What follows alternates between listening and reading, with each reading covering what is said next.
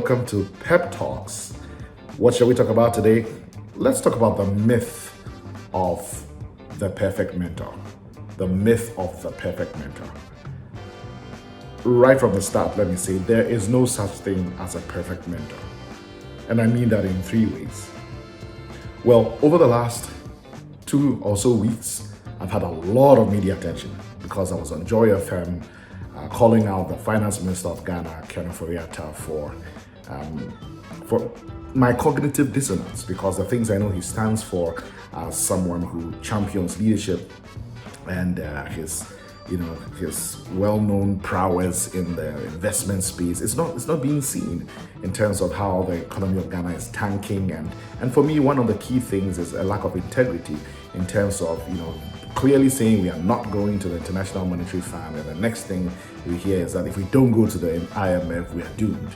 That is a lack of integrity. So it was a painful thing, confusing, even embarrassing to call out someone who's been my mentor for over 20 years. Yes, and this is not a light relationship.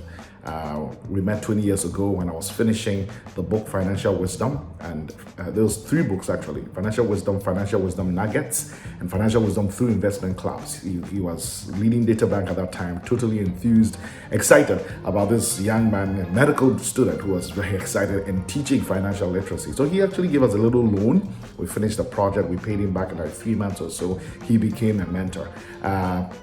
He was at the launch of the books. He and his wife were one of the 3 couples who chaired our wedding. So it is a certain kind of relationship. And I found that people were putting on Facebook all kinds of things. Things like, former mentee of Ken Ofori-Atta says so and so. Because I did share, for example, the pain in my heart that all the young people that I worked with and encouraged into savings and investments were now really sad, and because they were losing some money because of the domestic debt exchange. But I had to correct people, or even write them on social media, that don't say a former mentee or Ken was my former mentor. No, Ken is still my mentor. And that brings me to the point about the myth of the perfect mentor.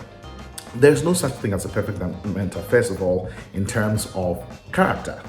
You may have a mentor who is a great mathematician. You admire them for one thing or the other, for their analytic skills or whatever, but they may fall short in some area of their life. Think about it. Who in the Bible would you ever call a mentor?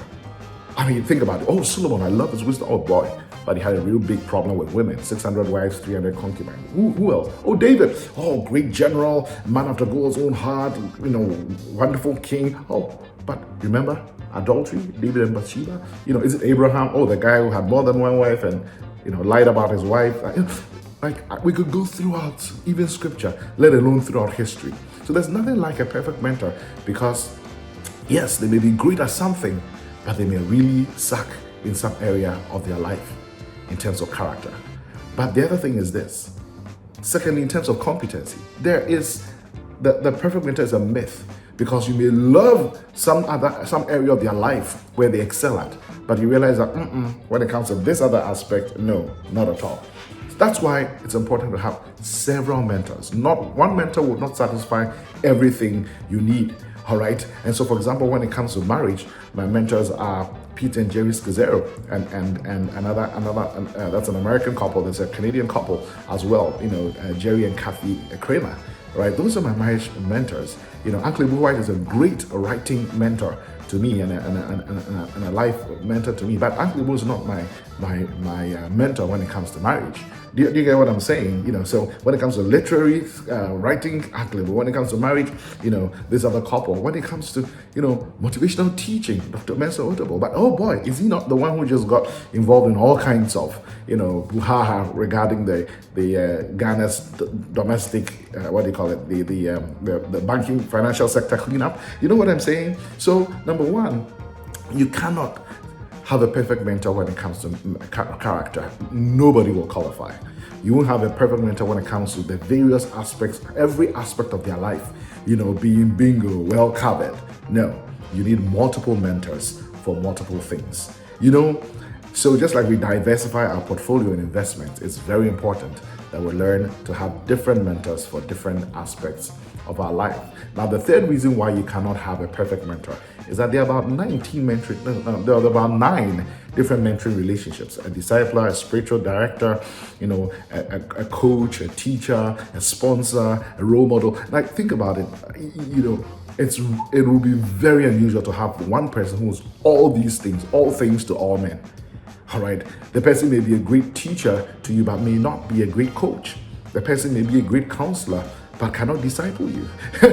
So it's rare, again, because of this range of things that mentoring involves. You cannot have one person who will satisfy all of that. So yes, for sure, you need mentors to go to the heights of life that you want to attain, but you will not find all of it in one person. Not in a Kenneth Fariata, not in a Winston Churchill, not even in a King Solomon, certainly not in a Barack Obama. Diversify your portfolio when it comes to mentoring. And if you follow the negatives of a mentor, you will never have one. So find that one positive thing you love about them, you want from their life, that 1% even, and give it 100% of your attention. I pray for wisdom for you as you choose life's mentors. Take care.